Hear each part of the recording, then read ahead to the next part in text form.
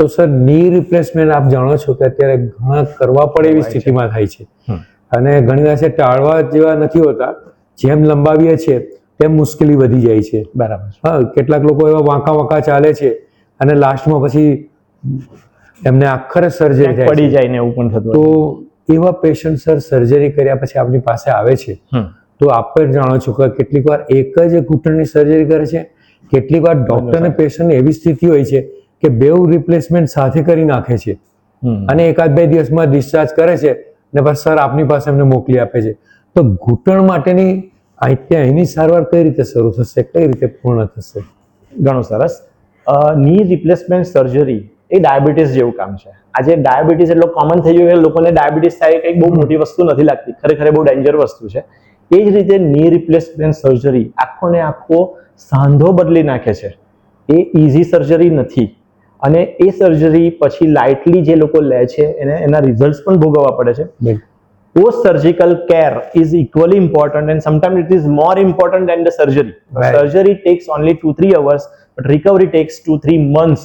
Right. So day one ઊભા કરે છે બધી વાત બરાબર, પણ ની રિપ્લેસમેન્ટ સર્જરી પછીની ઘણી બધી કોમ્પ્લિકેશન્સ પણ જે છે જે ફિઝિયોથેરાપિસ્ટ બહુ સારી રીતે એડ્રેસ કરી શકે. જેમ કે પહેલી કોમ્પ્લિકેશન છે કે ડિફોર્મિટી, એટલે જે ઘૂંટણનો સાંધો છે કાં તો વળી જાય કાં તો એકદમ સીધો જ રહે અને વાળવામાં તકલીફ પડે, પેશન્ટ એને ઉઠાઈ ના શકે, ઘણા બધા મસલ્સ વીક થઈ શકે, બ્લડ ફ્લોમાં ઓબ્સ્ટ્રક્શન થઈ શકે અને ડીવીટી ડીપ વેઇન થ્રોમ્બોસિસ નામની કોમ્પ્લિકેશન હોય છે એ થઈ શકે. આ ઉપરાંત સ્વેલિંગ આવવું, રેડનેસ થવી કે એ ભાગ બહુ જ પુષ્કળ દુખવો, આ બધા કોમ્પ્લિકેશન્સ જે કરાવે છે એને જ ખબર છે કે એ પણ થઈ શકે છે. પરંતુ એક સારી ફિઝિયોથેરાપી જો પહેલા દિવસથી શરૂ કરી દેવામાં આવે તો આ બધી કોમ્પ્લિકેશનને બહુ સારી રીતે ટેકલ કરી શકવામાં આવે. અમે જે કરાવીએ છીએ એમાં muscle strengthening exercise, mobility exercise, સર્જરીનું જે સ્કાર હોય એને મોબાઈલ કરીએ, અંદર પટેલા કરીને એક નાનું જે આપણે ઢાંકણી કહીએ એ હાડકાને મોબાઈલ કરવાનું કામ કરીએ, પંજાની કસરતો, હિપની કસરતો ને ઇવન કોર મસલ્સ કે જે સ્પાઇન પર કામ કરતા છે એ બહુ મોટો રોલ ભજવે છે કે જો ની રિપ્લેસમેન્ટ સર્જરી પછી એ મસલ્સ વીક હશે તો ગમે તેટલી સારી સર્જરી સર્જને કરી હશે, પેશન્ટ્સને ચાલવામાં તકલીફ પડશે ને પડશે.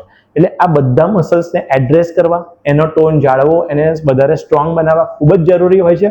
જ્યાં જરૂર પડે ત્યાં અમે અમારી શોકવેવ થેરાપી કે લેઝર થેરાપી, ટેકાર થેરાપી આ પણ યુઝ કરીએ છીએ, જેનાથી એ મસલ્સ કે જે ગંઠાઈ ગયા છે, સ્ટીફ થઈ ગયા છે, વીક થઈ ગયા છે, એને આપણે પાછા સ્ટિમ્યુલેટ કરીને એના ઓરિજિનલ ફંક્શનમાં લાવી શકીએ અને સાંધાને જેટલી એફિશિયન્ટલી કામ કરાવી શકીશું એટલા પેશન્ટ્સની મોબિલિટી અને એને ચડવા ઉતરવામાં ચાલવામાં તકલીફ નહીં પડે.